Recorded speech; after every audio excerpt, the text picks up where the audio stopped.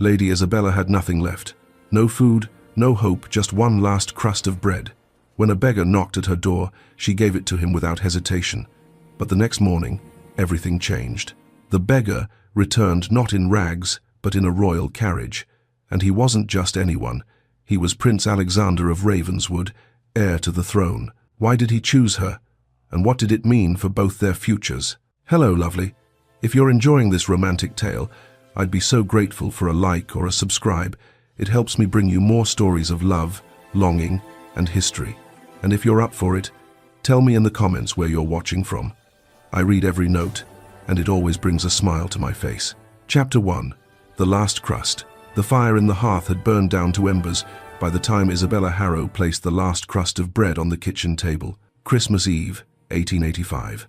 And the cupboards that had once overflowed with her father's finest loaves now stood empty, their bare shelves a silent testimony to everything they had lost. She ran her fingers along the worn wooden table, remembering when it had been dusted white with flour each morning, when the air had been thick with the yeast-sweet smell of rising dough, when her father's laughter had filled these rooms like warmth itself. Now the cottage felt hollow, the cold December wind finding every crack in the walls, whistling through spaces that no amount of newspaper stuffing could seal. Across from her, Thomas Harrow sat hunched over a broken chair, his calloused hands working a piece of twine through the splintered wood. He mended things now, chairs, hinges, anything neighbors brought him for a few pennies. He never baked. Not since the bakery had closed 6 months ago, when the debts had finally swallowed everything her mother's death had left behind. Isabella divided the bread with careful precision, pushing the larger half toward her father. The crust was hard, days old, but it was all they had until Thomas collected payment for his repair work tomorrow. "You've given me the lion's share again," Thomas said, without looking up from his mending, his voice quiet but firm. "I ate earlier," Isabella lied, the words coming easily now after months of practice. "While you were at the Hendersons." Her father's hands stilled on the twine. He looked up, and in the firelight she could see how thin he'd become, how the grief had carved hollows beneath his cheekbones. His eyes still sharp despite everything searched her face. "Bella, please, Papa." She forced brightness into her voice. "It's Christmas Eve. Let's not argue." He opened his mouth to protest, but Isabella had already turned away, busying herself with the kettle. She would make tea from leaves they'd already used twice before. If she added enough honey, the last spoonful in the jar, he might not notice how weak it was. The knock at the door came just as she was pouring the water. Both of them froze. Visitors were rare these days. Most of their old friends had drifted away when the bakery closed, embarrassed by their family's decline, or perhaps afraid that misfortune might be contagious. "I'll get it," Isabella said, setting down the kettle. She pulled her shawl tighter around her shoulders and opened the door. Cold air rushed in, and with it, snow that had begun falling in thick, silent curtains. A man stood on their doorstep, his form bent against the wind. His clothes were ragged, patched in places, mud-stained at the hems, but it was his face that caught her attention, middle-aged, with lines of hardship etched around his mouth, yet there was something in his bearing that seemed at odds with his appearance. He stood straight despite the cold, and when he spoke, his voice carried an unexpected refinement beneath its hoarse exhaustion. "Forgive the intrusion, miss," he said, his breath misting in the freezing air. "I wonder if you might spare a bit of bread. I've been walking since dawn, and He paused, seeming to struggle with the admission. "I have nothing." Isabella's stomach cramped with hunger, a sharp reminder of her own emptiness.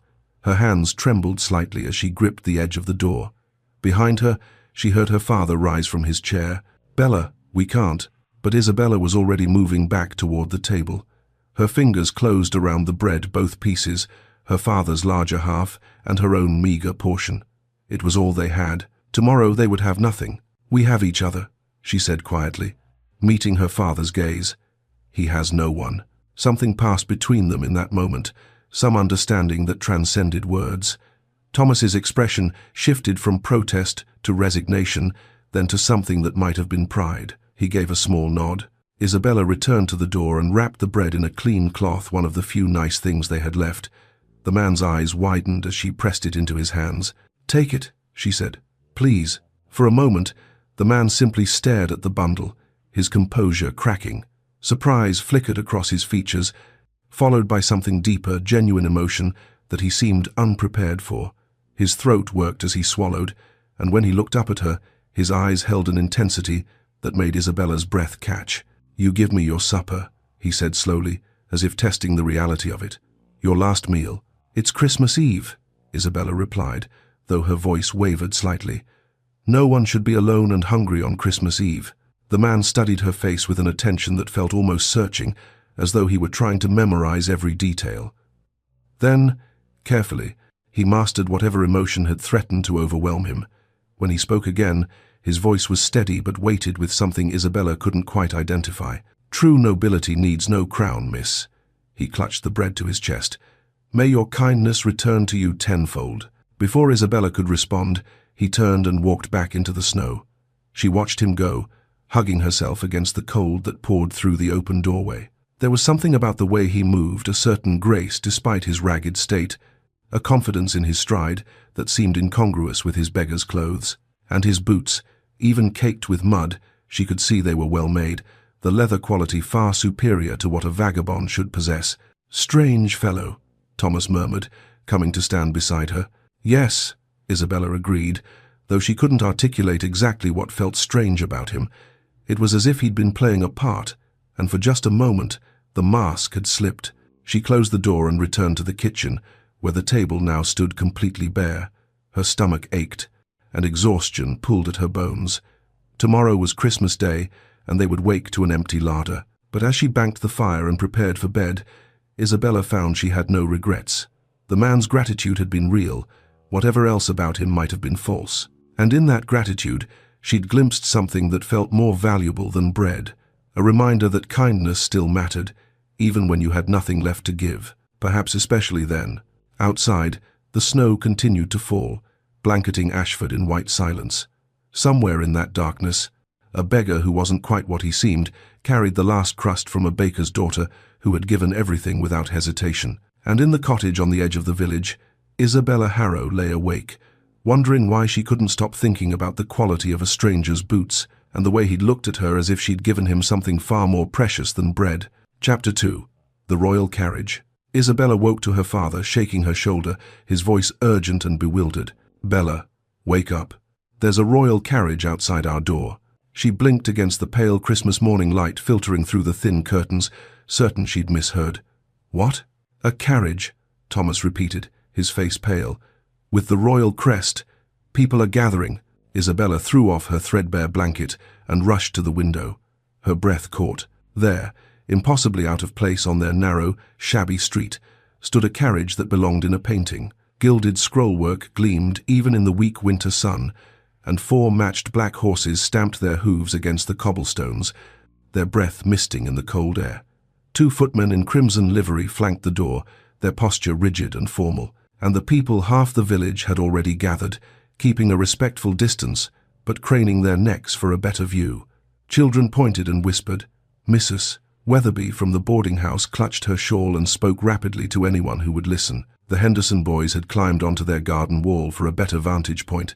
"This must be a mistake," Isabella said, but her voice lacked conviction. Her mind was already racing back to the previous night, to the beggar's strange intensity, those incongruous boots. A knock thundered against their door, authoritative, commanding.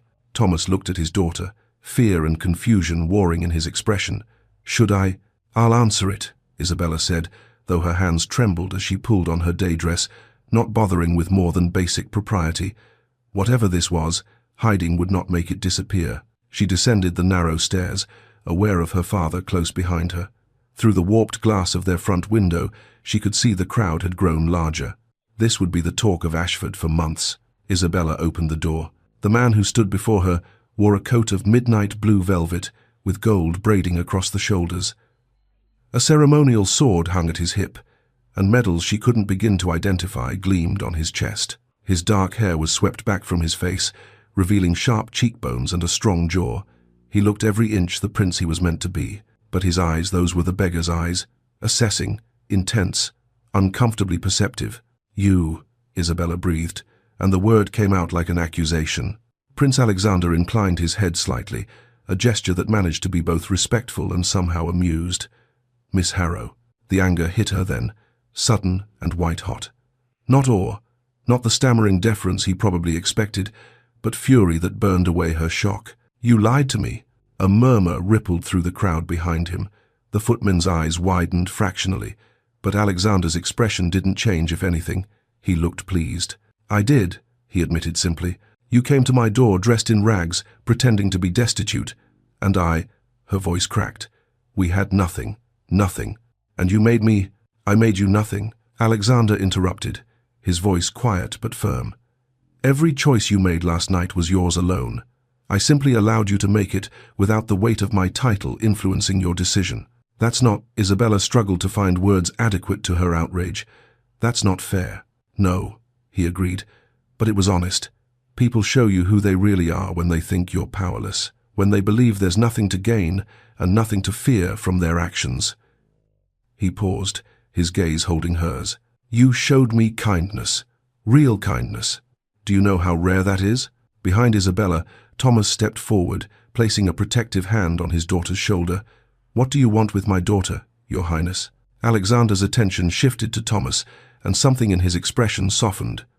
"Mr. Harrow, I mean no disrespect to you or to your daughter. I come to offer thanks, and to extend an invitation." "Thanks," Thomas repeated flatly. "You're a prince. You could have sent a servant with coins." "I could have." Alexander's jaw tightened slightly. "I've done exactly that for the past 10 years. Every Christmas Eve, I walk among my people in disguise. I've been offered stale bread I later learned was someone's only meal. I've been given coins from purses I knew were nearly empty. And every single time, every single person, they asked for something in return.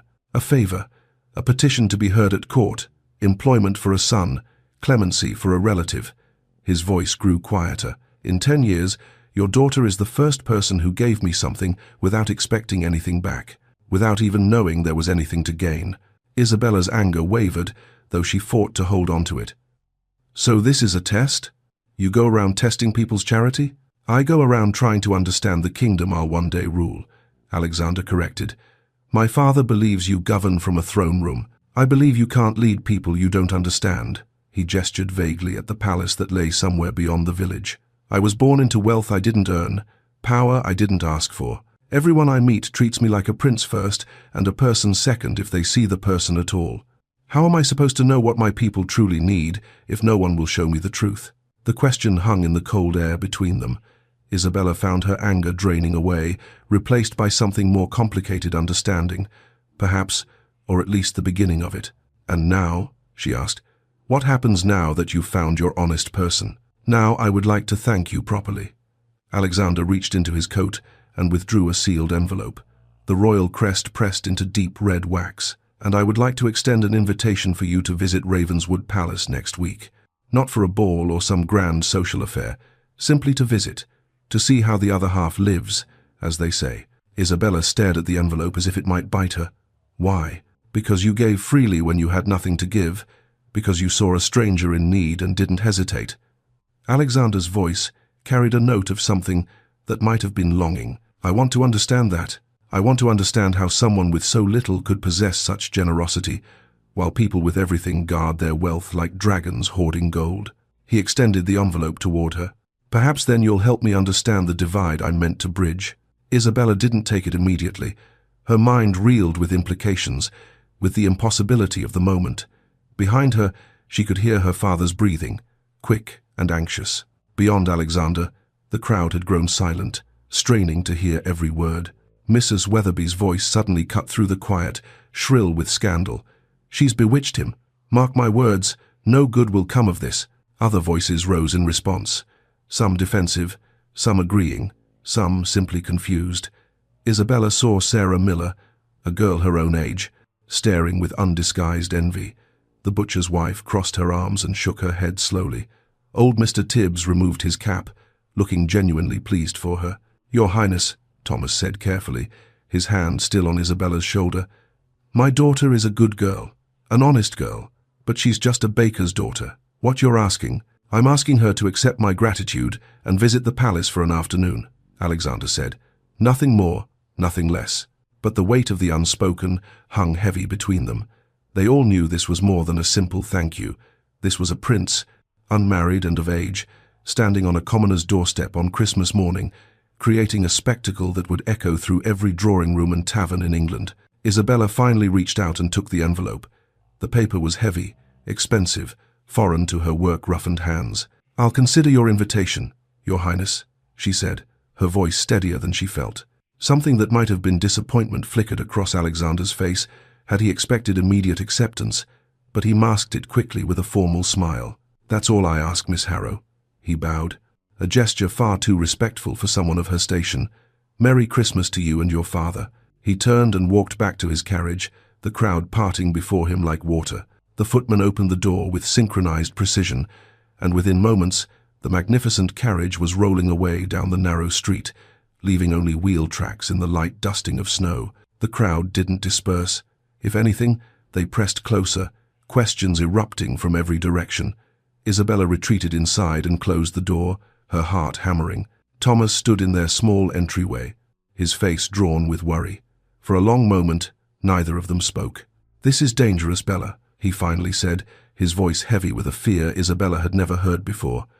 "Princes don't marry bakers' daughters. They don't invite them to palaces for innocent visits. You'll be seen as—" He struggled for words. "The village already talks. You heard Mrs. Weatherby." Isabella looked down at the envelope in her hands, feeling its weight. The seal seemed to burn against her palm. "He said it was just a visit," she said quietly. "And perhaps he means that now." Thomas moved closer, cupping her face in his calloused hands. "But hearts are dangerous things, my darling girl. They don't respect stations or sense. Guard yours carefully, please." Isabella nodded, but even as she did, she knew it was already too late for simple caution. Something had begun last night when she'd given away her last crust of bread, something that a royal carriage and a sealed invitation had only confirmed. The question wasn't whether she would go to the palace. Looking into her father's worried eyes, Isabella knew she would.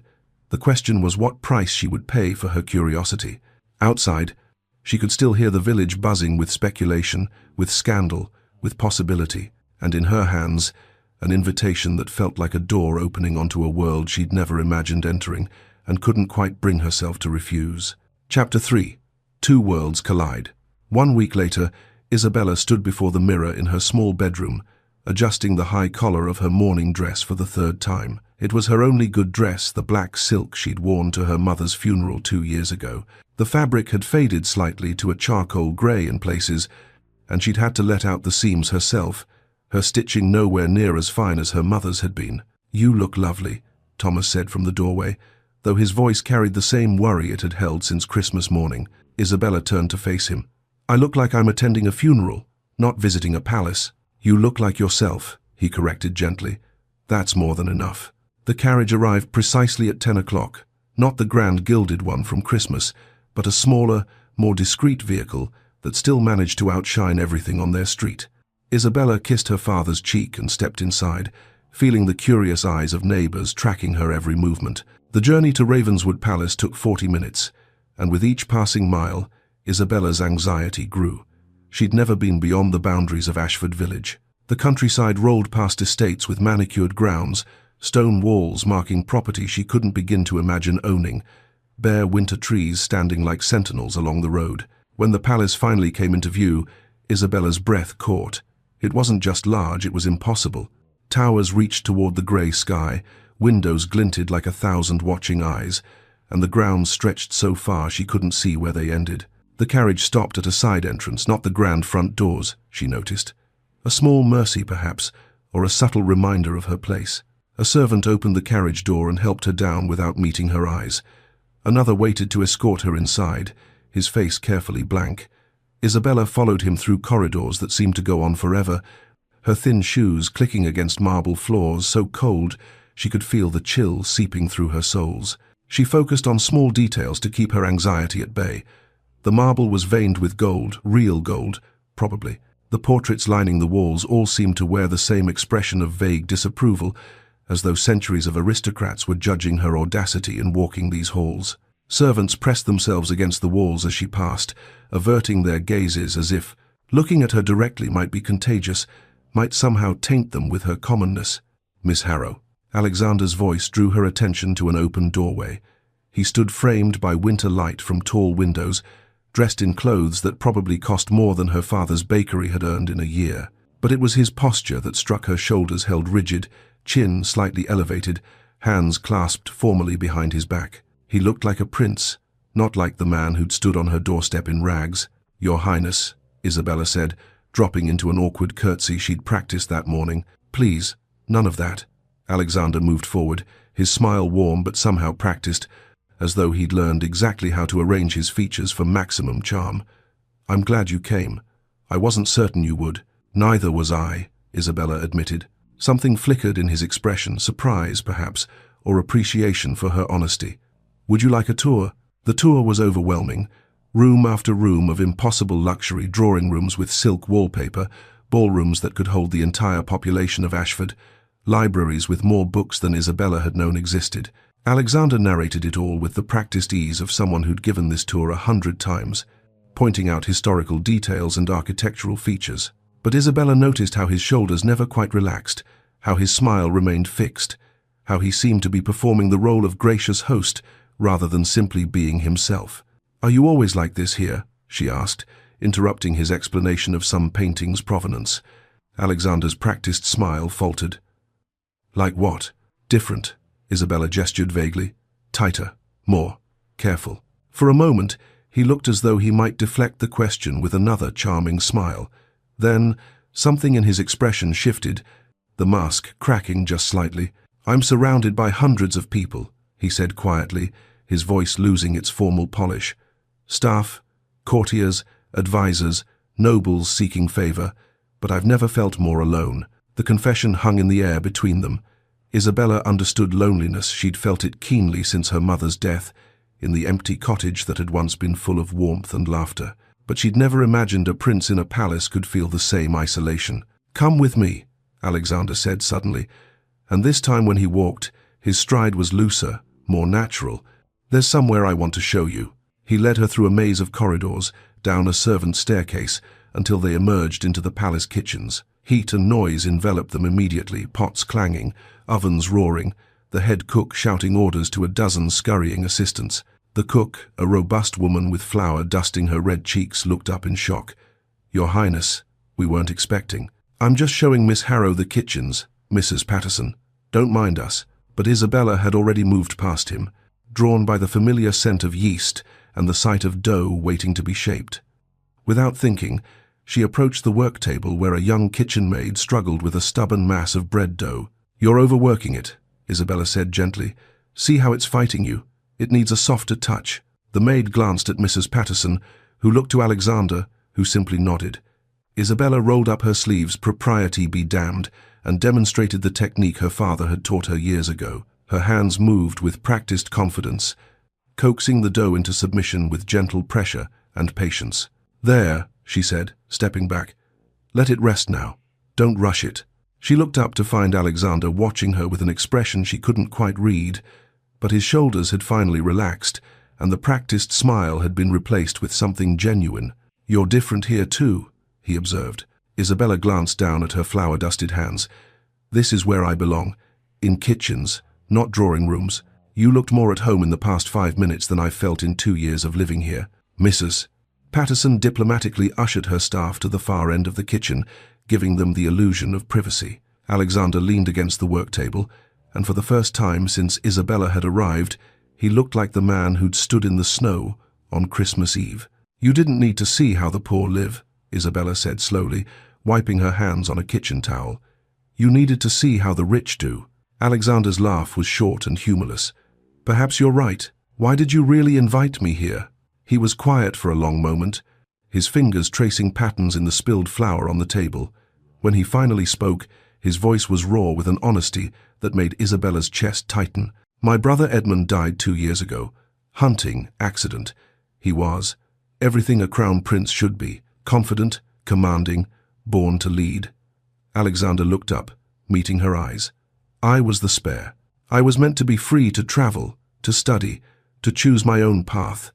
Edmund would be king, and I would be myself. And now?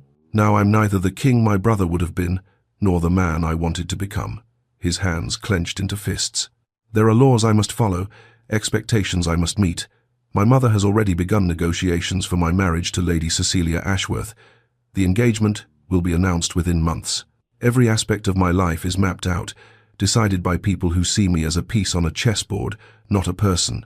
Isabella understood then why he walked the streets in disguise, why he sought the truth in strangers' faces.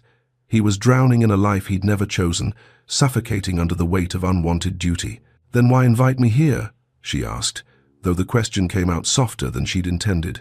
"To show me what I can never be part of. To remind yourself of the freedom you've lost."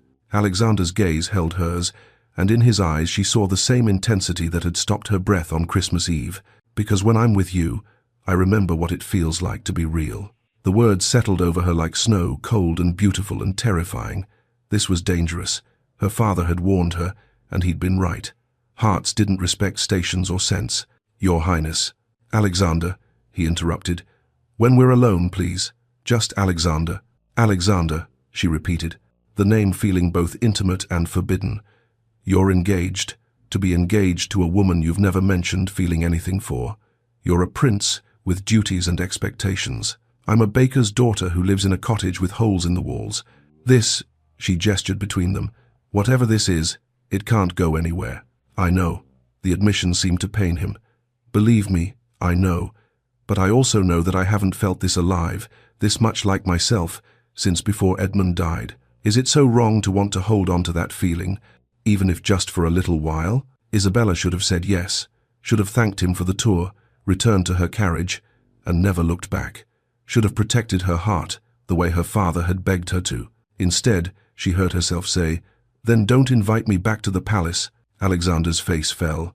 "Meet me in the village," she continued. "In Ashford, where you can wear your disguise, and I can be myself, where we can both breathe." Hope flickered across his features. "You'd want to see me again?" "I think we both know I shouldn't." Isabella pulled her shawl tighter around her shoulders, suddenly aware of how the kitchen's warmth had faded. "But I also think we both know I will."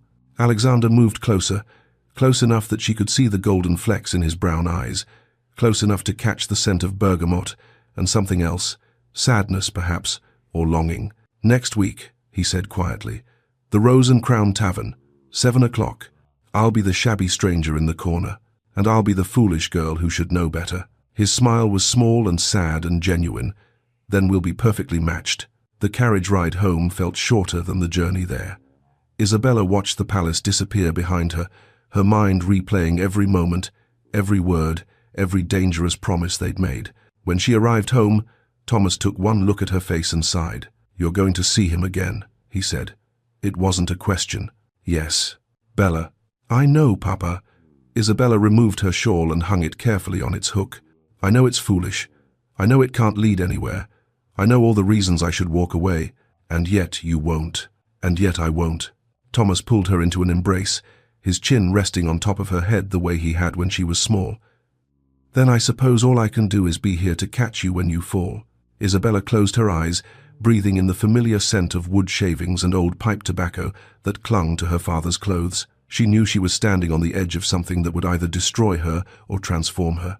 But in the palace kitchens, with flour on her hands and Alexander watching her as if she were something precious, she'd felt more alive than she had in 2 years. And that feeling, however dangerous, however impossible, was something she couldn't bring herself to let go. Not yet. Chapter 4. The Arrangement. Ravenswood Palace. The formal dining room glittered with enough candlelight to illuminate a small village. Alexander sat at the head of the impossibly long table, his mother to his right, and Lady Cecilia Ashworth to his left. It was their 5th meeting, all carefully orchestrated, all painfully formal. Cecilia was everything a future princess should be. Her golden hair was arranged in an elaborate style that must have taken her maid hours to perfect. Her gown was the palest blue silk, cut to emphasize her figure while maintaining perfect propriety. She spoke French fluently, played the pianoforte beautifully, and could discuss literature, art, and politics with equal grace. She was also deeply, obviously miserable. "The pheasant is excellent," Cecilia said, her voice carrying the practiced pleasantness of someone who'd been trained since childhood to fill silences with meaningless conversation. "Your chef has outdone himself, Your Majesty." Queen Margareta smiled, though Alexander noticed the tightness around her eyes. His mother had been different since Edmund's death, harder, more desperate to secure the succession. She saw Cecilia not as a person but as a solution to a problem. "We're so pleased you could join us again, Lady Cecilia," the Queen said. "I trust your father is well?" "Quite well, thank you." Cecilia's fingers tightened almost imperceptibly on her fork. "He sends his regards and hopes the negotiations are proceeding smoothly." Negotiations. As if they were discussing a trade agreement rather than a marriage. The door to the dining room opened, and Alexander's cousin entered without announcement. Lord Edmund Blackwood, named after Alexander's dead brother, in what Alexander had always suspected was a calculated move by his ambitious uncle, strode in as though he owned the palace already. "Apologies for my lateness," Blackwood said, though his tone suggested he felt no such thing. He was handsome in a sharp-edged way, his dark hair slicked back, his clothes impeccably tailored. "I was dealing with a household matter. Nothing serious, I hope," the Queen said, though her voice had cooled noticeably. A servant broke a vase. 17th century, irreplaceable. Blackwood took his seat across from Alexander with casual grace. I dismissed her immediately. "Of course, can't have clumsy help damaging our heritage." "Our heritage?" Alexander repeated quietly. Blackwood's smile was all teeth. "The family heritage, cousin. We must all do our part to maintain standards. Speaking of which," he turned his attention to Cecilia. "Lady Ashworth, how lovely you look this evening. Cousin Alexander is a fortunate man." Cecilia's expression remained perfectly pleasant, but Alexander saw the slight stiffening of her shoulders, the way her eyes went flat and distant. She'd recognized the predatory quality in Blackwood's tone, the way he assessed her like property that might soon be his to claim. "Thank you, Lord Blackwood," she said coolly. The dinner dragged on with agonizing slowness. Blackwood dominated the conversation, offering opinions on everything from Parliament's latest session to the unfortunate decline in proper breeding among the lower classes. Each comment seemed designed to needle Alexander, to remind everyone at the table that his claim to the throne was tentative at best. "Of course, once we clean out the weak bloodlines," Blackwood said, swirling his wine, "England will be strong again. My father has several proposals for reforming the succession laws, making them more rigorous." The threat was barely veiled. Alexander's hands clenched beneath the table. When dinner finally ended, Cecilia caught Alexander's eye and gave a minute nod toward the portrait gallery. He understood immediately she wanted to speak privately. They found a quiet alcove, far enough from the dining room that they wouldn't be overheard. Cecilia's perfect composure cracked the moment they were alone. "I can't do this," she said, her voice low and urgent. "I can't spend another dinner pretending that man isn't everything wrong with aristocracy. Blackwood is a monster," Cecilia finished. "And if you don't marry me soon, he'll challenge your succession. We both know it." Alexander studied her face, seeing for the first time the intelligence and frustration beneath the practiced pleasantness. "You don't want this marriage any more than I do." "Of course I don't," Cecilia laughed bitterly. "But neither of us wants this arrangement. We both understand duty, don't we? My father's estate is drowning in debt. This marriage is his last hope to save our family from ruin. And you," she paused, "you need a proper wife to secure your claim, or Blackwood will tear apart everything you hope to build. There has to be another way." "Is there?" Cecilia's gaze was sharp. "Because from where I stand, we're both prisoners, just in different cages."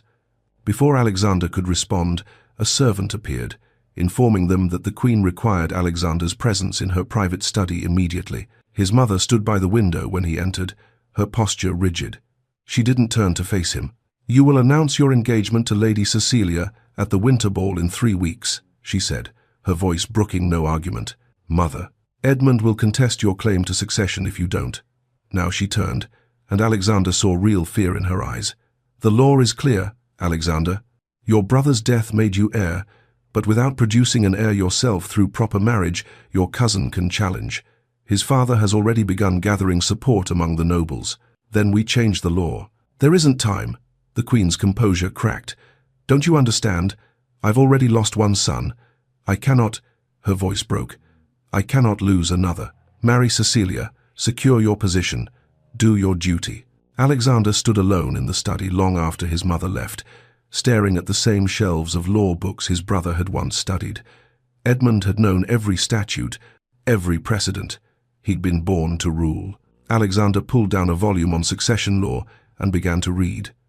If there was a loophole, a way to secure his claim without marrying Cecilia, he would find it, even if it took all night. Ashford Village. Isabella discovered the true cost of a prince's attention when she went to market 3 days after her palace visit. Mrs. Cooper, who'd sold her father bread flour for 15 years, refused to serve her.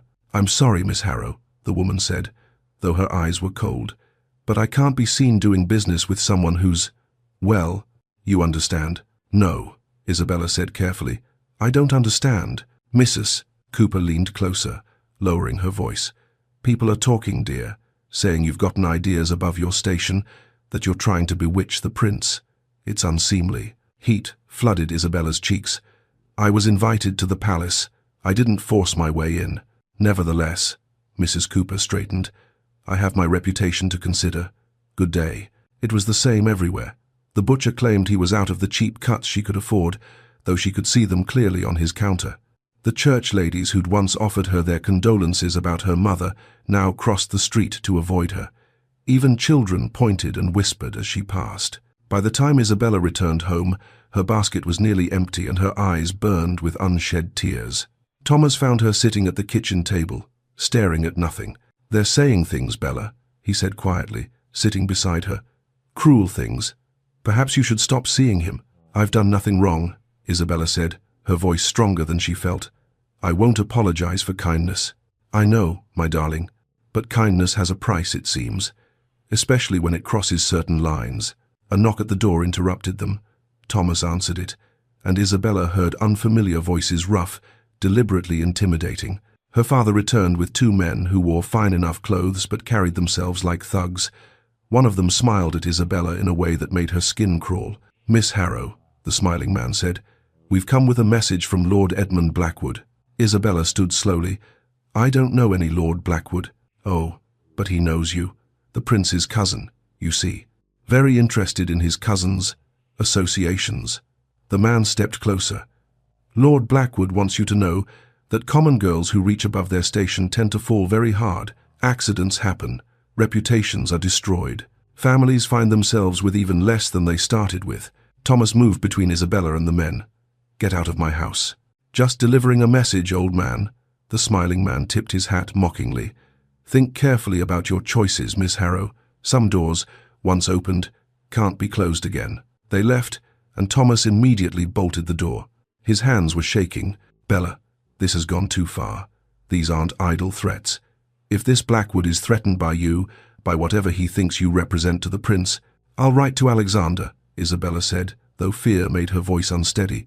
"Tell him I can't see him again."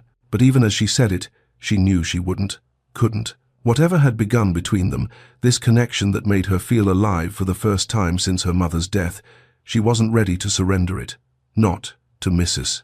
Cooper's disapproval, not to church ladies' whispers, not even to Blackwood's threats. She was terrified. But she was also done apologizing for caring about someone who saw her as a person rather than a problem. That night, Alexander stood at his bedroom window, staring out at the moon hanging full and silver over the palace grounds. Somewhere beyond those walls, beyond the manicured gardens and guarded gates, Isabella was looking at the same moon. He'd spent hours in the law library and found nothing, no loophole, no precedent that would allow him to refuse the marriage without giving Blackwood grounds to challenge. The law was clear: produce an heir through legitimate marriage or risk everything. And yet, when he closed his eyes, he saw Isabella's hands working dough in the palace kitchen. He heard her voice. "You didn't need to see how the poor live. You needed to see how the rich do." She understood him in a way no one else did, saw through the title to the person trapped beneath it. 3 weeks until the winter ball. 3 weeks until his engagement to Cecilia would be announced. 3 weeks to find a way to change laws that had stood for centuries, or to accept that duty would always triumph over desire. In her small bedroom, Isabella stood at her own window, watching the same moon. The threats echoed in her mind, mixing with the memory of shopkeepers' cold refusals and neighbors' whispers. She should walk away. She should protect her father, protect herself, accept that princes and bakers' daughters lived in different worlds for good reason. But then she remembered Alexander's words. "When I'm with you, I remember what it feels like to be real." She understood that feeling. With him, she felt seen not as a poor girl to be pitied or a scandal to be whispered about, but as someone whose opinions mattered, whose kindness had value beyond her station. Tomorrow she would face more rejection, more cruelty, more consequences for daring to cross invisible lines. But tonight, staring at the moon, Isabella made a choice. She wouldn't apologize. She wouldn't hide. She wouldn't let fear dictate her life any more than Alexander would let duty erase his soul. Whatever came next, scandal, threat, heartbreak, she would face it standing upright. 2 people, 2 windows, 1 moon, both trapped by circumstances neither had chosen, both refusing, in their own ways, to surrender without a fight. Chapter 5. The Bread Lesson. The knock came just after 9 o'clock, soft and careful, nothing like the authoritative pounding that had accompanied the prince's official visits. Isabella knew who it was before she opened the door. Alexander stood on her doorstep in his beggar's clothes, the same ragged coat and worn boots he'd used on Christmas Eve, though she noticed he'd added authentic mud stains this time, as if he'd actually walked through the countryside rather than arriving by carriage. "You're getting better at the disguise," Isabella said, stepping aside to let him in. "Practice." He pulled off his cap as he entered, and his hair fell forward, making him look younger, less like a prince. "Is your father?" "Asleep upstairs. He retires early these days." Isabella closed the door and led him to the kitchen, where a ball of dough sat rising beneath a damp cloth. The fire in the hearth had warmed the small space, and the lingering scent of yeast filled the air.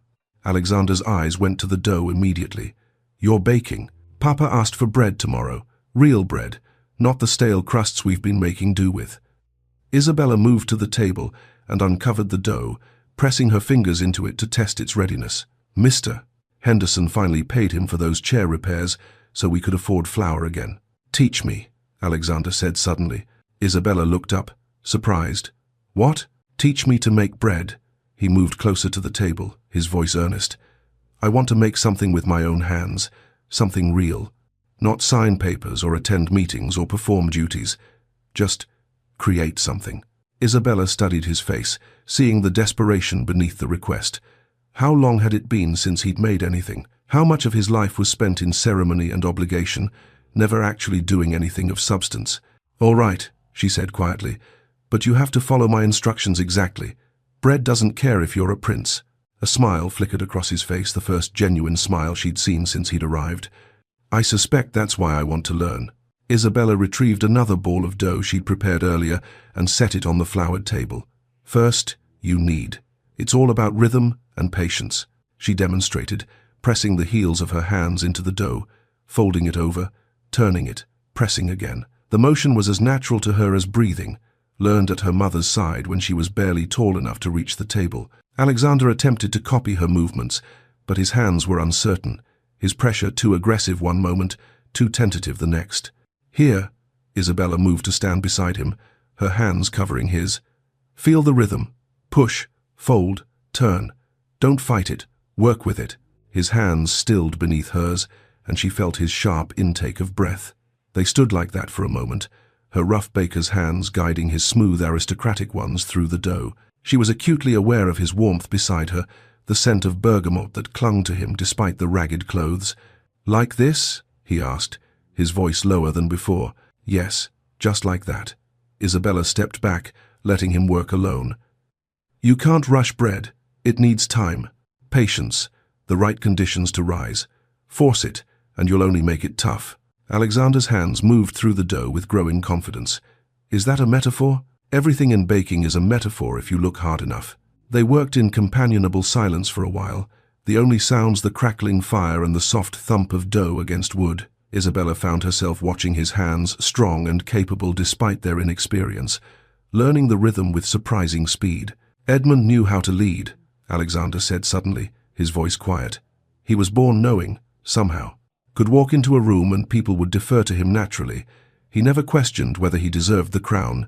He just was." "And you?" Isabella prompted gently. "I only know how to question." His hands stilled on the dough.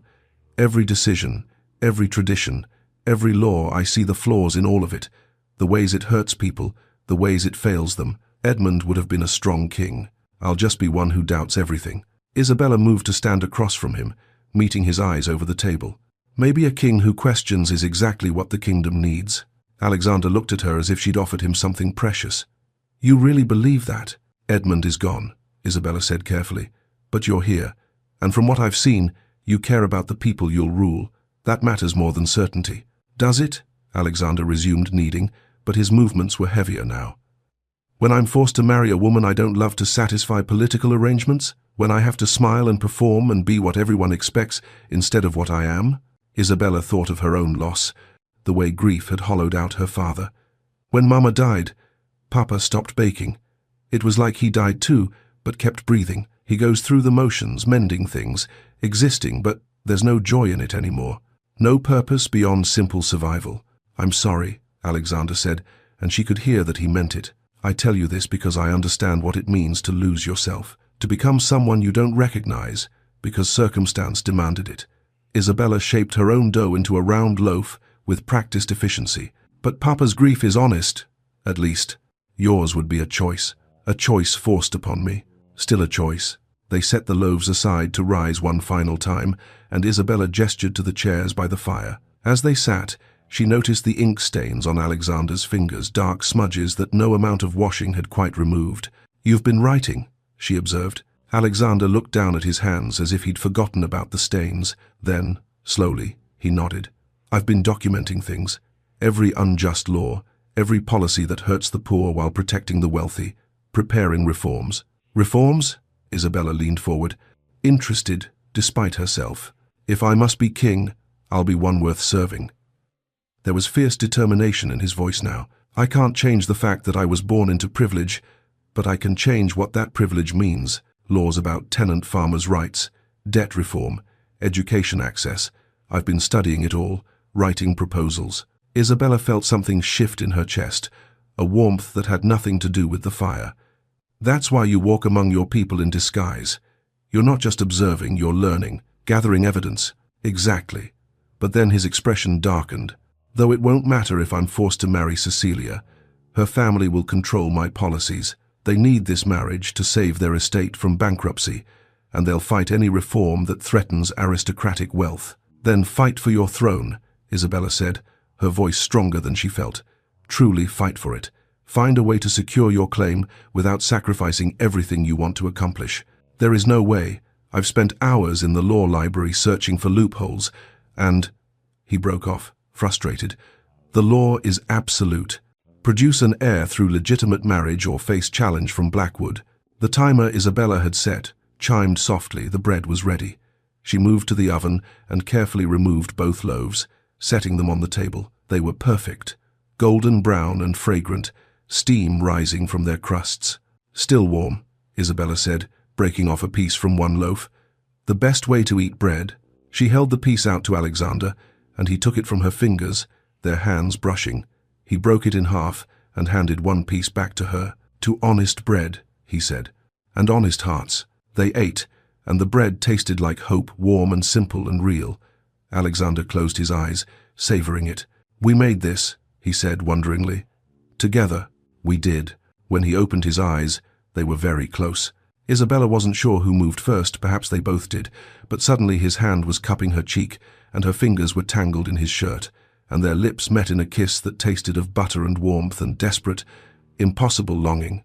It was sweet and soft and spontaneous, nothing like the calculated formality of court life. It was real. It was them. And it was interrupted by the creak of stairs. They broke apart to find Thomas standing in the doorway, still in his nightshirt, his face pale in the firelight. He'd heard everything, the confessions, the plans, the kiss. Papa, Isabella began, but Thomas held up a hand. Your Highness, he said, his voice surprisingly steady. I think you should leave. Alexander stood, his posture defensive. Mr. Harrow, I can explain. You can't. Thomas moved into the kitchen, and Isabella saw the fear in his eyes, not anger, but deep, bone-aching fear. You're a prince who will be king. My daughter is a baker's daughter. This, he gestured between them, this cannot end well. I care for her, Alexander said. I know you do. I can see it. Thomas's voice softened.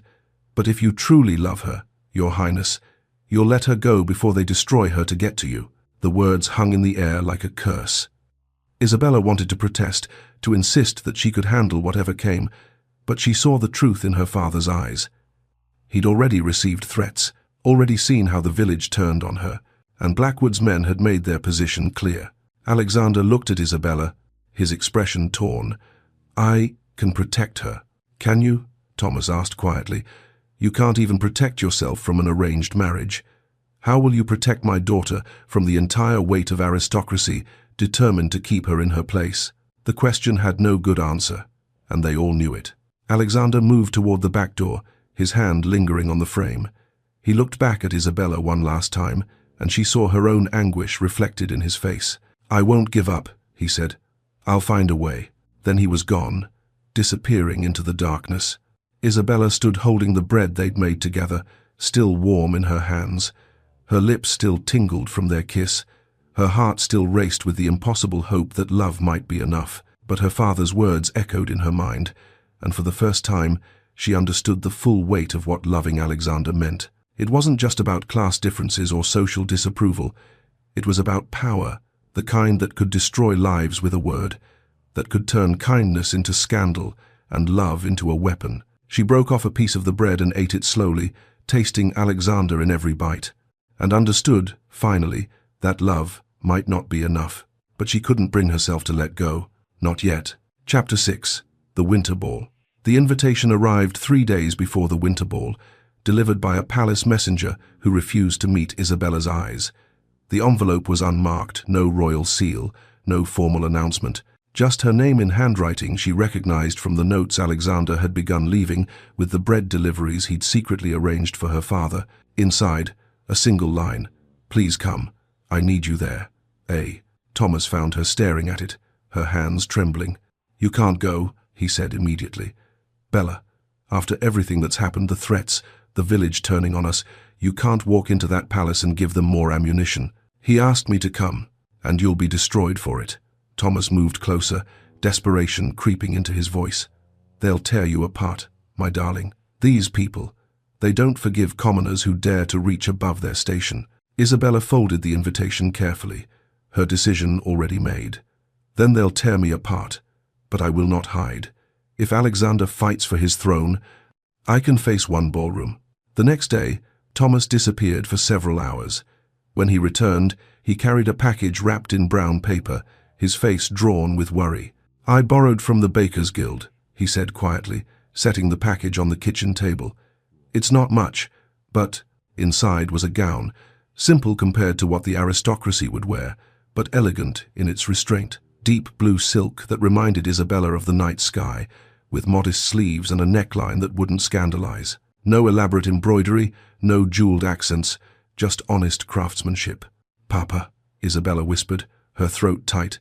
"You shouldn't have. Let me do this." Thomas cupped her face in his calloused hands. "If you're determined to walk into the lion's den, at least walk in with your head high." The night of the Winter Ball, Isabella stood before the palace entrance, her heart hammering against her ribs. Carriages rolled past, gilded, magnificent, carrying passengers dripping with jewels and privilege. She'd arrived on foot, unable to afford even a hired carriage, her simple cloak doing little to ward off the December cold. When she entered the ballroom, every head turned. The whispers started immediately, cascading through the crowd like dominoes falling. Isabella felt hundreds of eyes assessing her simple gown, her lack of jewels, the unmistakable mark of poverty that no amount of borrowed silk could hide. That's her, the baker's daughter, the one who's bewitched the prince. How dare she show her face here? Isabella's instinct was to run, to turn, and flee back to the safety of her cottage. Instead, she lifted her chin and walked toward the edge of the ballroom, staying near the walls where she could observe without being completely exposed. She would not appear intimidated. She would not give them that satisfaction. The ballroom was magnificent, crystal chandeliers casting prismatic light across marble floors, gold leaf adorning every surface, windows overlooking snow-covered gardens. Musicians played from a raised platform, and servants circulated with champagne that probably cost more than her father's cottage. Isabella accepted a glass from a passing servant, more for something to hold than any desire to drink. "You came." Isabella turned to find Lady Cecilia Ashworth standing beside her, resplendent in a gown of silver that must have cost a small fortune. Her golden hair was arranged in an elaborate style, diamonds glittering at her throat and ears. She looked every inch the future princess. But her eyes held something unexpected, not hostility, but curiosity. "Lady Ashworth," Isabella said carefully, "walk with me." It wasn't a request. Cecilia moved toward a small alcove partially hidden by marble columns, and Isabella followed, bewildered. Once they were alone, Cecilia turned to face her directly. "You love him," Isabella's breath caught. "I don't deny it. I saw your face when you entered. You were looking for him." Cecilia's expression was unreadable. "Does it matter?" "Does it?" Isabella countered, finding her footing. "You're going to marry him, tonight presumably. Your engagement will be announced." "Yes." Cecilia looked away, her jaw tight. "Because I don't have a choice. My family's fortune is failing, has been for years. My father made terrible investments, and now we're drowning in debt. This marriage is his last hope to save us from complete ruin." Isabella hadn't expected this honesty, this vulnerability from someone she'd thought of as simply another obstacle. "I'm sorry," she said, meaning it. "Are you?" Cecilia's smile was bitter. "You should be celebrating. I'm the woman standing between you and the man you love, but you don't love him." "No." Cecilia met her eyes. "And I suspect he doesn't love me. We've had exactly 7 conversations, all painfully formal. I know nothing about him except that he's duty-bound and miserable and desperately searching for something he can't find in palaces and ballrooms." "Then why?" "Because duty is all some of us have." Cecilia's voice hardened. "You think you're trapped by poverty? I'm trapped by expectations, by family obligations, by the weight of a name that demands I sacrifice everything for propriety. Perhaps we're both prisoners, just in different cages." Before Isabella could respond, a commotion near the ballroom entrance drew their attention. The crowd parted, and Lord Edmund Blackwood strode through, his presence commanding immediate attention. He moved to the center of the ballroom, and the musicians fell silent. "Ladies and gentlemen," Blackwood announced, his voice carrying across the suddenly quiet room, "I apologize for the interruption, but there's a matter that requires immediate attention." Queen Margareta appeared on the balcony above, her face pale. "Edmund, this is neither the time nor—" "It's exactly the time, Your Majesty." Blackwood's smile was all teeth. "I'm filing a formal challenge to Prince Alexander's succession to the throne." Gasps rippled through the crowd. Isabella's hand tightened on her champagne glass. "On what grounds?" someone called out. "On grounds that he is unfit to rule," Blackwood gestured broadly. "He consorts with commoners." His gaze found Isabella, and his smile widened. "He neglects his duties, refuses proper marriage arrangements, and demonstrates repeatedly that he lacks the judgment necessary to lead this kingdom." The ballroom erupted in whispers. Some nobles nodded in agreement, others looked uncomfortable, uncertain. The crowd was dividing before Isabella's eyes, political factions forming in real time. "This is absurd," one elderly duke protested. "Prince Alexander is—" "Is what?" Blackwood interrupted. "A man who abandons royal protocol to play dress-up in the streets, who invites baker's daughters to the palace, who refuses the marriage alliance that would secure our kingdom's future." Isabella felt every eye turn toward her. The weight of their judgment was crushing. She'd become a weapon, a piece of evidence in Blackwood's case against Alexander. Then the ballroom doors opened again, and Alexander entered. He looked different. Gone was the uncertain, questioning Prince Isabella had come to know. His bearing was commanding, his expression resolved and dangerous. He moved through the crowd with deadly purpose, heading straight for the center of the ballroom where Blackwood waited. "You question my fitness to rule," Alexander said, his voice carrying to every corner of the vast room. "Let me be clear about my priorities." He turned, his gaze sweeping across the assembled nobility until it found Isabella. Then he walked directly to her, the crowd parting before him, and extended his hand. "This woman," Alexander said, speaking not to Isabella but to everyone watching, "gave her last meal to a stranger on Christmas Eve. She asked nothing in return. She showed kindness when she had every reason to withhold it. That is the nobility this kingdom needs." Isabella placed her hand in his, her heart racing. This was no longer about romance, this was a public declaration, a line drawn in marble and gold. Alexander turned back to Blackwood, still holding Isabella's hand. "You want to challenge my succession? Do it legally. File your petitions, gather your supporters, present your case to Parliament. But know this, I will fight you with every law, every precedent, every ounce of will I possess. I will not be bullied into abandoning my principles." The music began again, someone's attempt to restore normalcy, and Alexander led Isabella to the center of the ballroom. They began to dance, and it was no longer romantic. It was defiant. A public declaration that he would not be ashamed of her, would not hide their connection to satisfy political expedience.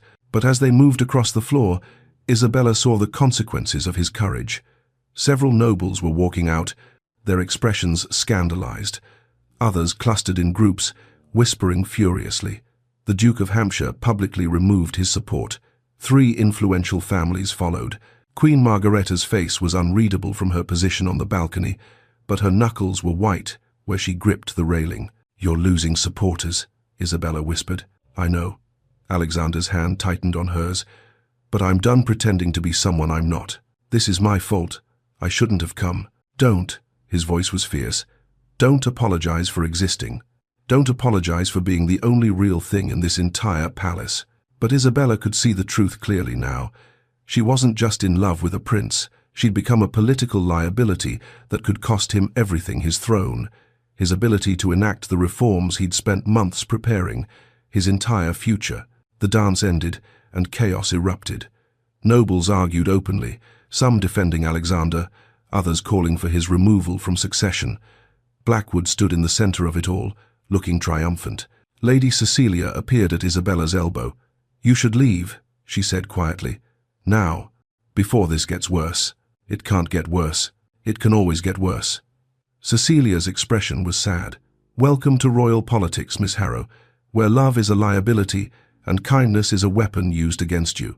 Isabella looked at Alexander, surrounded by arguing nobles, his face set in determined lines as he defended his position. She'd wanted to support him. Instead, she'd given his enemies exactly what they needed to destroy him. And in that moment, Isabella understood what her father had tried to tell her from the beginning. Love might not be enough. Sometimes, it might be the very thing that destroys you both. Chapter 7. The Sacrifice. Isabella fled the ballroom the moment the dancing stopped, her borrowed gown rustling as she pushed through the crowd of arguing nobles. The air inside had become suffocating: too many voices, too many judgmental eyes, too much consequence for a single act of kindness on Christmas Eve. She found herself in the palace gardens, where snow-covered topiaries cast long shadows under the moonlight. Her breath misted in the cold air, but she barely felt it. Her mind was still reeling from Blackwood's challenge, from the nobles walking out, from the way Alexander had held her hand in front of everyone, as if daring the world to judge them. "Isabella." She turned to find Alexander striding toward her, still in his formal attire, his expression desperate. He'd followed her out, abandoning the chaos inside. "You shouldn't be out here," she said. "They need you inside. Your mother, your supporters. Let them wait." Alexander reached for her hands, his grip almost painful in its intensity. "Come away with me." Isabella stared at him, certain she'd misheard. "What?" "Run away with me. Tonight. Now." His words tumbled out in a rush. "We'll leave everything behind: the throne, the politics, all of it. We'll go somewhere they can't find us." "Alexander, you're not thinking clearly." "I've never thought more clearly in my life." He pulled her closer, his eyes blazing with something between determination and desperation. "I'll abdicate. Give Blackwood what he wants. We'll go to France, Italy, anywhere. I'm not the prince. Anywhere we can just be ourselves." For a moment, Isabella let herself imagine it. A small cottage in the French countryside. Alexander teaching village children to read while she baked bread for their neighbors. No titles, no expectations, no weight of crowns and kingdoms. Just them, building a simple life with their own hands. The fantasy was so vivid, she could almost taste it: warm bread and morning coffee, and the freedom to love without consequence. But then reality crashed back. "And what happens to your kingdom?" she asked quietly. Alexander's grip on her hands loosened slightly. "What? Your kingdom? The people you've been documenting injustices for, preparing reforms for?" Isabella's voice grew stronger. "What happens to them when Blackwood becomes king? He won't. Someone else will challenge him. Will they?" Isabella pulled her hands free, pacing away from him. "Or will everyone be too afraid of his cruelty to stand against him? You've told me about his illegal land seizures, his abuse of servants. Is that the man you want ruling England?" "What kingdom?" Alexander's voice broke with anguish. "Blackwood will destroy everything I've worked for anyway. Half the nobility walked out tonight. They already support him. I've lost before the fight even begins."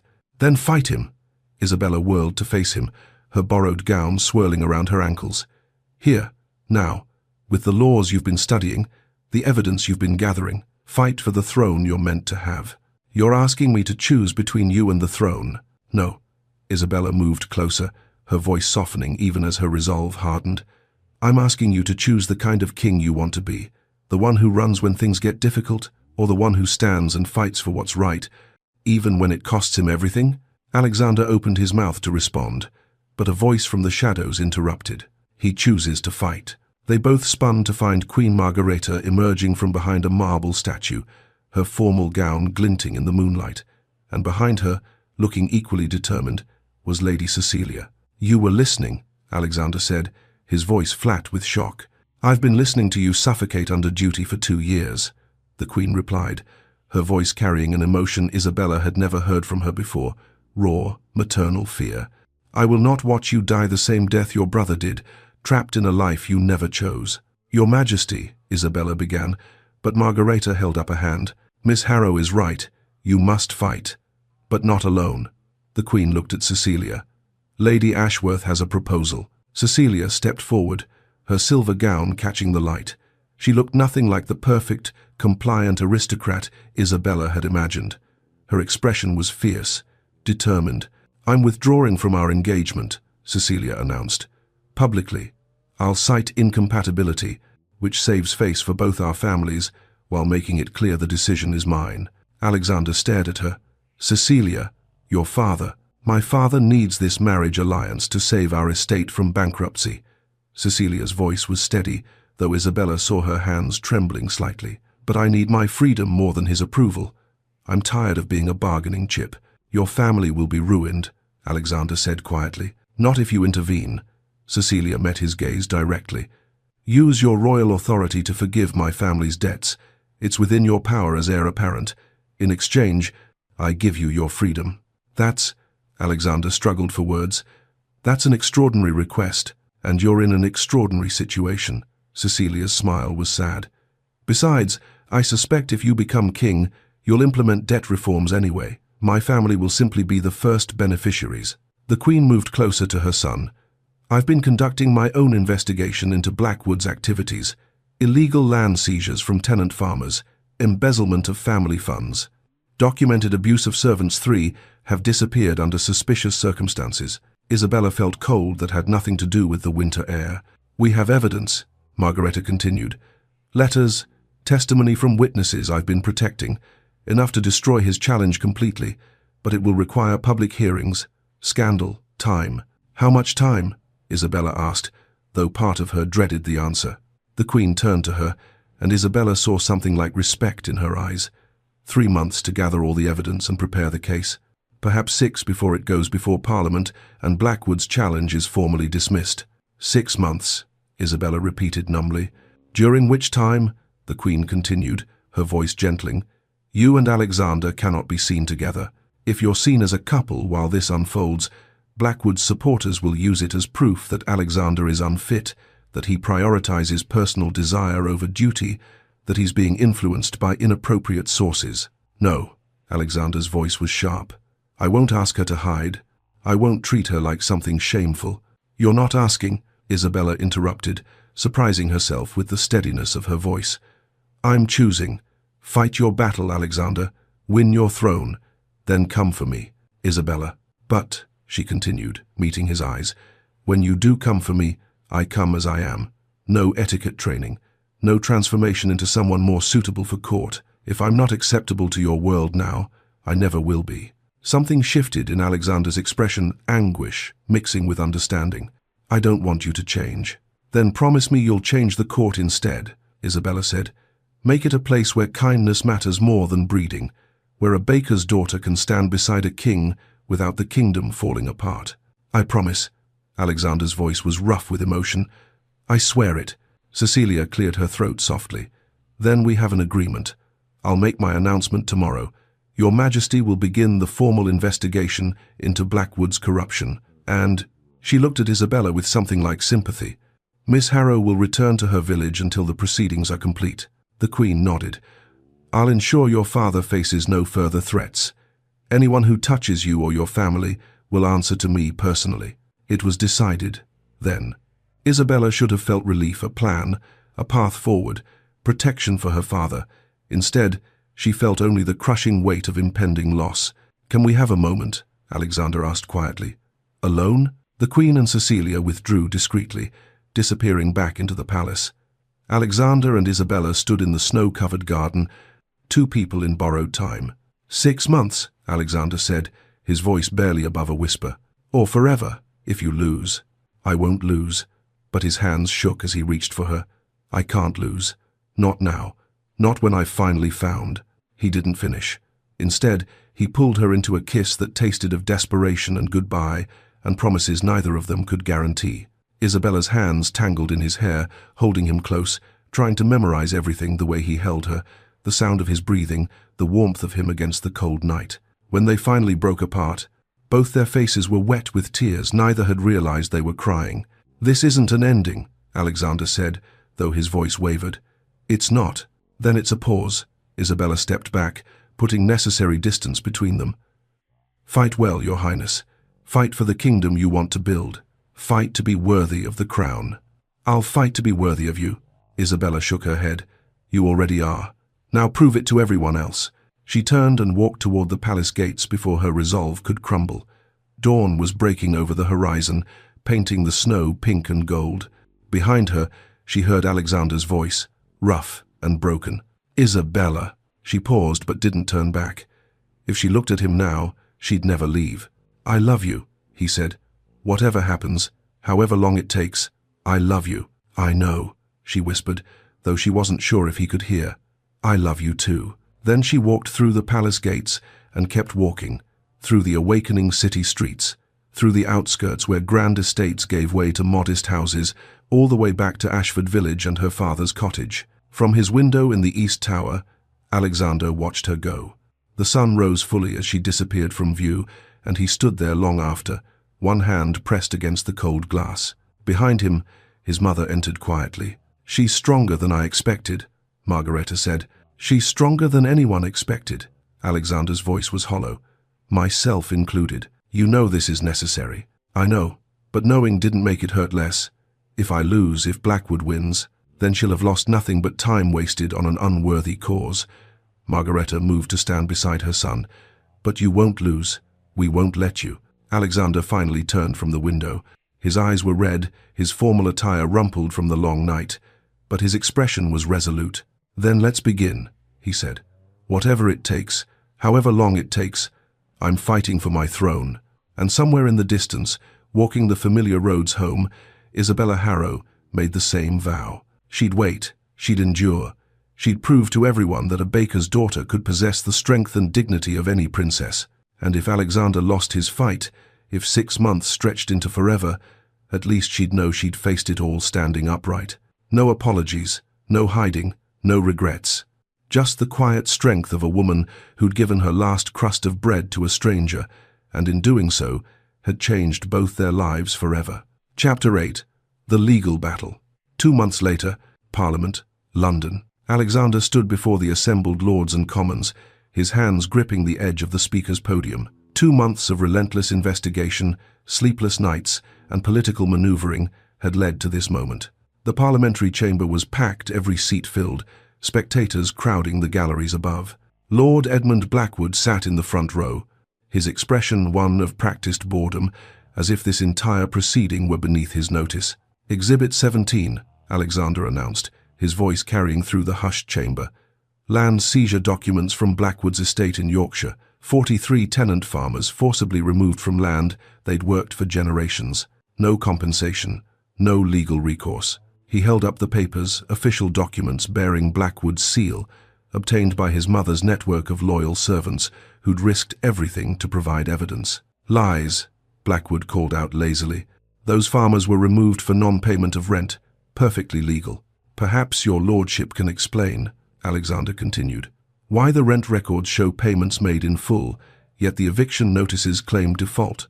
Or why 3 of those farmers have since disappeared under mysterious circumstances." Murmurs rippled through the chamber. Alexander pressed his advantage. Exhibit 18. Financial records showing embezzlement of family trust funds, money meant for estate improvements diverted to personal accounts. Exhibit 19. Testimony from servants regarding physical abuse and threats. He paused, meeting Blackwood's eyes directly. Shall I continue? I have 47 more exhibits documenting corruption, cruelty, and criminal behavior.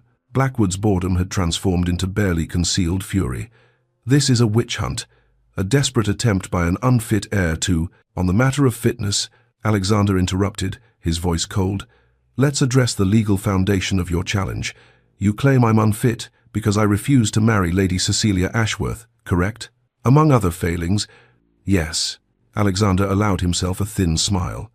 Then, I direct the Chamber's attention to the Act of Settlement, 1701, specifically the provision that abolished forced marriage as a requirement for royal succession. The law states clearly the monarch must marry with consent of Parliament, but cannot be compelled to marry a specific individual. He let that sink in. Several lawyers in the audience were already nodding. My mother's ultimatum that I marry Lady Ashworth or face challenge was, legally speaking, meaningless. You have no grounds to question my succession based on my choice of bride. The chamber erupted.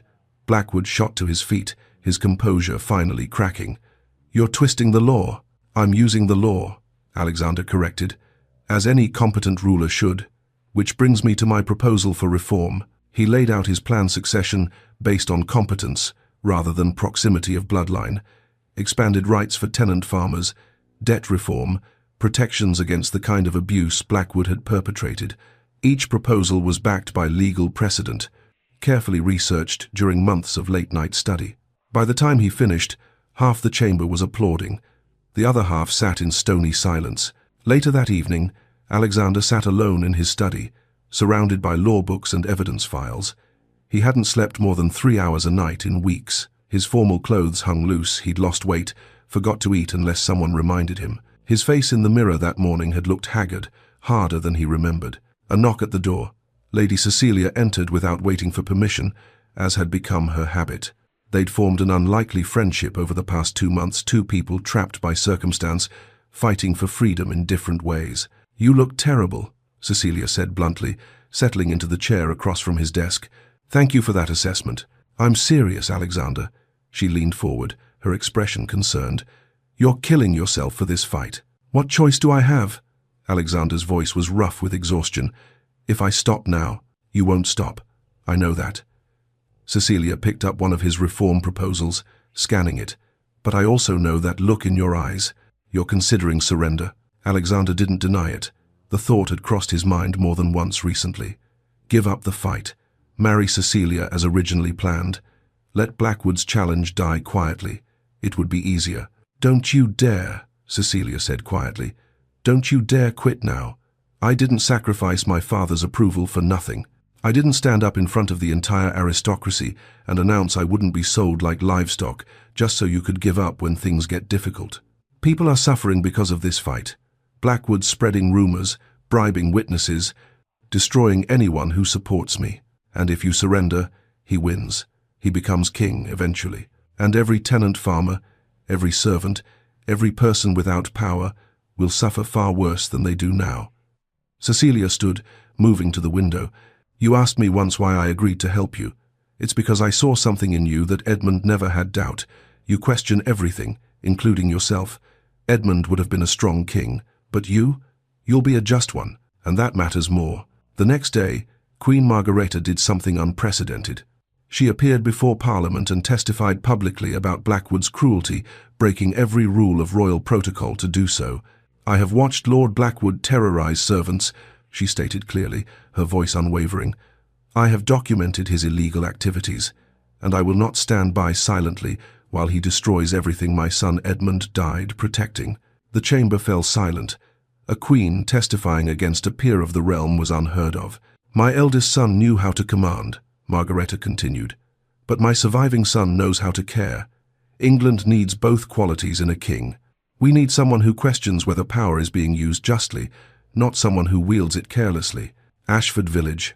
Isabella rose before dawn, as she had every day for 2 months. The Bakers' Guild had offered her father a loan to reopen the bakery, and she'd thrown herself into the work with single-minded determination. By the time the sun rose, she'd already prepared 36 loaves, the familiar rhythm of kneading and shaping, providing a meditation that kept darker thoughts at bay. "You're hiding in work the way I did," Thomas observed, watching her from the doorway. Isabella's hands stilled in the dough. "I'm rebuilding. There's a difference." "Is there?" Her father moved closer. "You work from before dawn until after dark. You've barely spoken about him in weeks. That's not rebuilding, Bella. That's burying." That night, alone in the bakery after her father had gone to bed, Isabella finally let herself cry. She sat on the flour-dusted floor and wept for Alexander, fighting his battle alone, for the future they might never have, for the girl she'd been on Christmas Eve, who'd thought kindness was simple. But then, through her tears, she noticed something. The children's baking lesson she'd planned for tomorrow, ingredients laid out, recipes written in simple language so even the poorest children could learn. She'd started the lessons 3 weeks ago, teaching neighborhood children the skills her mother had taught her. Not because it would change the aristocracy's world, but because it changed hers. "If I cannot change the nobility's world," she whispered to the empty bakery, "I can change my own." The next morning, she gathered the children, 8 of them, ranging from 6 to 12, all from families barely scraping by. "Bread rises because of what's inside it," she told them, as they worked dough with small, eager hands. "Not because of what others think it should be. You understand?" Young Timothy, the blacksmith's son, looked up with flour on his nose. "Like us, Miss Isabella, we rise because of what's in our hearts, not because of who our parents are." Isabella's throat tightened with emotion. Exactly like that. The threat came the following week.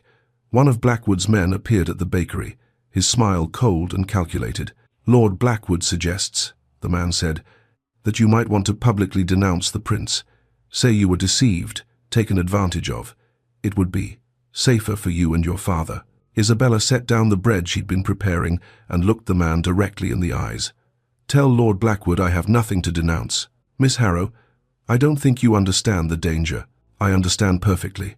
Isabella's voice was steady despite her racing heart. "Now get out of my bakery." After he left, she sat down and wrote a letter. Not a private note, but an open letter to the Ashford Gazette. She wrote about Alexander's character, his genuine desire to understand his people, his commitment to justice, his courage in fighting corruption. "I am nobody of consequence," she concluded, "but I have seen this prince's heart, and it is worthy of a crown. Let those who judge him remember, true nobility is measured not by birth, but by the choices we make when no one is watching." The letter was published 3 days later. By the end of the week, it had been reprinted in the London Times, the Manchester Guardian, and a dozen other papers across England. Common people began writing their own letters, sharing stories of Alexander's reforms, his fairness, his genuine concern for those without power. Public opinion began to shift, like a tide turning. Parliament, 6 weeks later. Alexander stood in the chamber for the final hearing, exhaustion weighing on him like iron chains. But beside him stood allies, his mother, Lady Cecilia, 36 lords who'd been swayed by evidence, and the testimony of countless commoners who'd travelled to London to support him. The verdict came down unanimously. Blackwood's challenge was dismissed. The evidence of corruption was undeniable. He was stripped of his titles, his lands forfeit, criminal charges pending. Alexander had won. But as he stood in the empty throne room that evening, the victory felt hollow. He'd made enemies of powerful families. The kingdom was divided. Reforms would take years to implement, and resistance would be fierce. He pulled Isabella's letter from his pocket. He'd been carrying it since the day it was published, the paper soft from repeated readings. "I have seen this prince's heart, and it is worthy of a crown." She'd defended him when she had everything to lose. She'd stood up to Blackwood's threats. She'd changed public opinion not by transforming herself to fit their world, but by remaining so authentically herself that people couldn't help but listen. Alexander looked at the empty throne, the seat he'd won the right to occupy someday. Then he looked at Isabella's letter. He'd fought for his throne. He'd proven himself worthy of the crown. Now came the harder question. Would he have the courage to claim the woman he loved, knowing it would reignite every controversy, every argument, every division his victory had temporarily settled? Or would he consolidate power, marry appropriately, and let Isabella remain a beautiful memory of what might have been? The throne room offered no answers. Only the weight of choices still to come. Chapter 9. A New Kingdom. Early March. 1886. Spring was just beginning to touch Ashford village when the royal carriage appeared on the main street. No disguise this time, no attempt at secrecy. The gilded crest gleamed in the morning sunlight, and 4 matched horses stood at attention while the entire village gathered to watch. Isabella was in the bakery when she heard the commotion. She'd risen before dawn, as usual, and her hands were covered in flour, her simple work dress dusted white. Through the window, she saw the crowd forming, heard the whispers building like a wave. She knew, even before she stepped outside, that Alexander had come. He stood beside the carriage in full formal attire, looking every inch the prince he was. But when he saw her flour-covered, work-worn, completely herself, his expression softened into something tender and real. "Miss Harrow," he said, loud enough for everyone to hear. Then quieter, "Isabella." She walked toward him, aware of every eye watching, every neighbor who'd shunned her now pressing close to witness this moment. Thomas appeared at her side, protective as always, but she touched his arm gently. "It's all right, Papa." Alexander moved to meet her in the middle of the muddy street, and Isabella realized he was nervous. His hands weren't quite steady, and there was vulnerability in his eyes that belied his formal bearing. "I will not ask you to become something you're not," he began, his voice carrying across the silent crowd. "I will not promise you an easy life at court. There will be opposition, cruelty, politics that would test the patience of a saint." Isabella's heart hammered against her ribs. "But I am asking you to stand beside me, not behind me, not in my shadow, beside me." He took her flour-covered hands in his. "Help me build a kingdom where birth doesn't determine worth, where compassion matters more than title, where a baker's daughter can change the world simply by being exactly who she is." Then, to the shock of everyone watching, Alexander knelt in the muddy street. His expensive clothes touched the dirt, but he didn't seem to notice or care. "Isabella Harrow," he said, looking up at her with his whole heart in his eyes, "will you marry me?" The crowd held its collective breath. Isabella looked down at this prince kneeling before her, at the man who'd walked away from everything safe and certain because he believed in something better. But she didn't answer immediately. "Will you expect me to stop baking?" she asked. A smile tugged at Alexander's lips. "I expect you to teach others to bake. I expect you to fill the palace kitchens with the same warmth you brought to your father's cottage. Will I have to pretend to be someone I'm not? Learn to curtsy perfectly and speak in careful phrases and become a porcelain doll for the court to admire? I hope you never pretend anything." Alexander's voice was fierce now. "I hope you attend parliament sessions and argue with advisors and remind everyone daily that their opinions aren't as important as they think they are." Isabella felt tears prick her eyes. "Will you use our marriage to consolidate power or to change things?" "Both." Alexander stood, still holding her hands. "Is that honest enough? I'll use every advantage I have, including marrying the woman who changed public opinion with a single letter, to push through reforms. But I'll also wake up every morning grateful that you chose me." Isabella was quiet for a long moment. Then, "On one condition, anything. The first thing we do is forgive Lady Cecilia's family debts, as you promised her." Alexander's smile was brilliant. "Already done. The papers were signed yesterday." "Then yes," Isabella said, her voice breaking. "Yes, I'll marry you." The crowd erupted. Some cheered the blacksmith, young Timothy, the families whose children Isabella had taught to bake. Others looked scandalized, faces frozen in disapproval. Most were simply shocked, unable to process what they'd just witnessed. Mrs. Weatherby fainted dramatically. The butcher's wife crossed herself and muttered about the world turning upside down. But Isabella only saw Alexander, and the way he kissed her there in the muddy street, in front of everyone, claiming her publicly as he'd promised to do. The wedding, 3 weeks later. They married at the cathedral in London, not the grand state affair some expected, but a ceremony that bridged both worlds. The doors were open to public attendance, and common people filled the pews alongside nobility. Bakers stood near barons. Tenant farmers sat behind earls.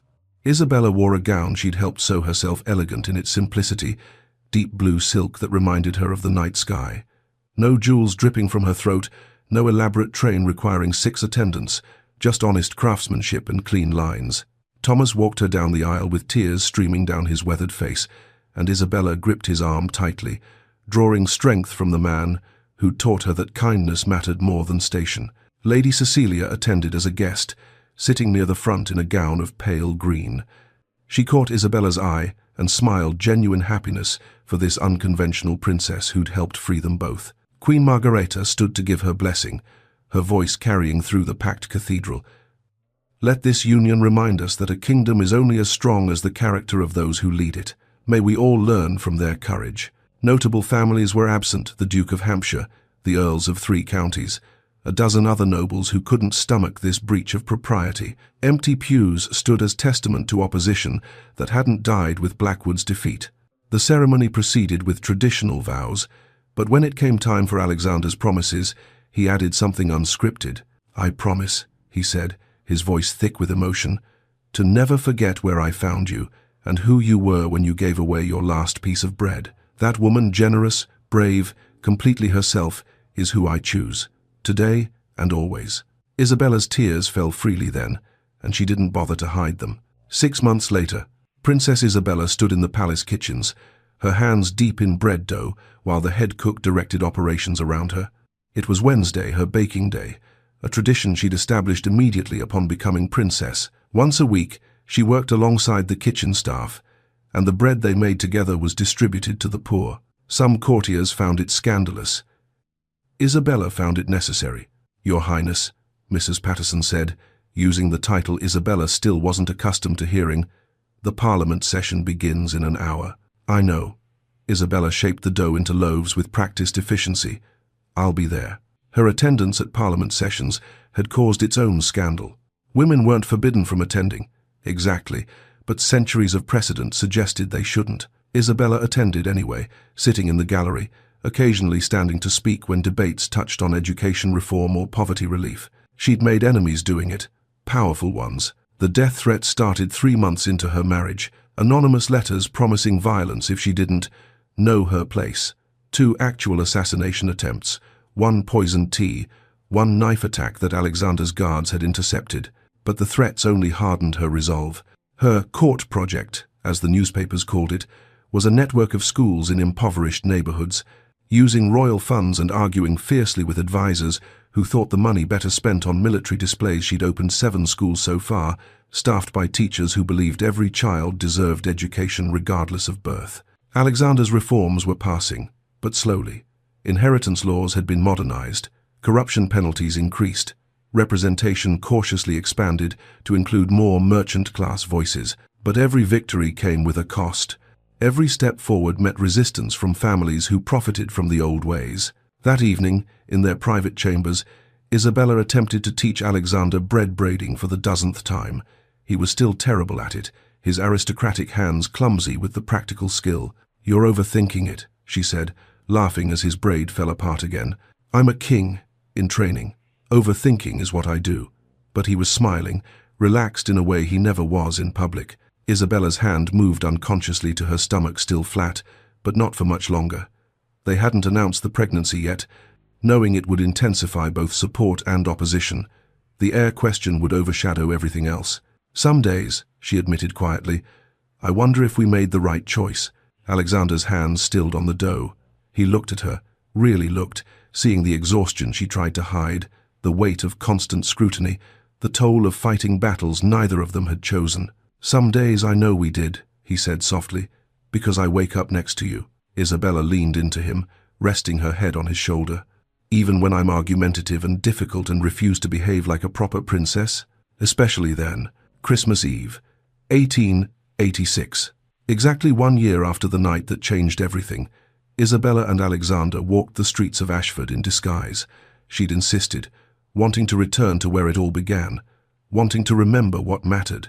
They carried baskets of bread, good bread, made with flour that didn't need to be stretched or rationed, and distributed it to families who needed it most. On a corner near the old church, they encountered a young woman with a child bundled against the cold. She looked exhausted, desperate, her clothes threadbare. Isabella didn't hesitate. She handed over the entire basket. The woman's eyes widened. "Miss, I can't. This is too much." "Please," Isabella said. "It's Christmas Eve. No one should be hungry on Christmas Eve." The woman took the basket with shaking hands, then looked more closely at Isabella's face. Recognition dawned slowly. "You're the princess," she whispered. "You're her. They said you'd forgotten where you came from, that you'd become like all the rest of them." Isabella smiled, thinking of the palace she'd left behind, the formal dinner she'd skipped, the protocol she'd broken to be here. "I could never forget," she said simply. "This is where I learned what matters." The woman blessed them both, clutching the bread and her child, and disappeared into the snowy night. Alexander and Isabella walked home together through the falling snow, his hand warm in hers, the empty basket swinging between them. The fight wasn't over. It would never truly be over. There would always be resistance, always be people who thought birth mattered more than character. But they were in it together, building something new from the ashes of something old. "Do you know what I've learned?" Isabella asked as the palace came into view, its windows glowing golden against the dark. "Tell me. True nobility isn't something you're born with or trained into." She squeezed his hand. "It's something you choose, every single day." Alexander stopped walking and pulled her close, kissing her in the snow the way he had that first night in the bakery, spontaneous and sweet and real. "Then let's choose it," he said. "Every single day, together." They walked through the palace gates, hand in hand, ready to face whatever tomorrow brought. A baker's daughter and a questioning prince, building a kingdom one choice at a time, one act of kindness at a time, one day at a time. And in the village behind them, in cottages warmed by bread given freely, families celebrated Christmas knowing that somewhere in that great palace, two people remembered what it meant to be human. That was nobility enough. From a last crust of bread to a crown, Isabella and Alexander's love story proves that the greatest transformations begin with the smallest acts of kindness. Now I want to hear from you, my wonderful listeners. Comment bread if you would have given away your last meal like Isabella did. Comment crown if you think Alexander made the right choice fighting for both his throne and his love. Don't forget to like this video and subscribe to Lyra's Romance Stories for more historical romances that will make your heart race and your spirit soar. Tomorrow, I have another tale for you, a story of forbidden love, family secrets, and second chances. You won't want to miss it. Until then, remember what Isabella and Alexander taught us. Real love doesn't demand you become someone else. It gives you the courage to become more fully yourself. Good night, dreamers. See you in the next story.